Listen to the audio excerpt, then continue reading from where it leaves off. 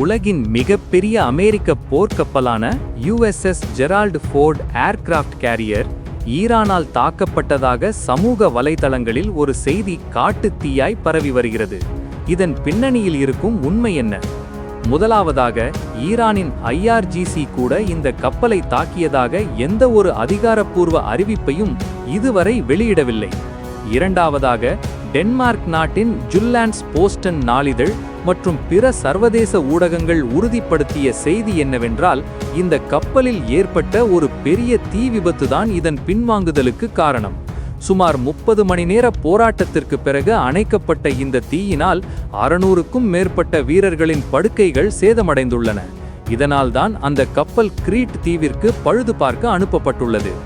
நிச்சயமாக, ஒருவேளை ஈரான் தாக்கியிருந்தது உண்மையாக இருந்தால் அதை நீண்ட காலத்திற்கு மூடி மறைக்க முடியாது.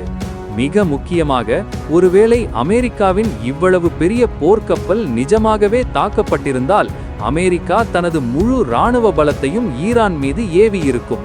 ஆனால் தற்போதைய சூழலில் அது போன்ற எந்த ஒரு பெரிய அளவிலான பதிலடி தாக்குதல்களும் நடக்கவில்லை. இதற்கான அதிகாரப்பூர்வ ஜில்லாண்ட்ஸ் போஸ்டன் நாளிதழ் லிங்கை கீழே உள்ள டிஸ்கிரிப்ஷனில் கொடுத்துள்ளோம். வீடியோவை பற்றிய உங்கள் கருத்துக்களை கமெண்டில் சொல்லுங்கள். அடுத்த வீடியோவில் சந்திப்போம். நன்றி.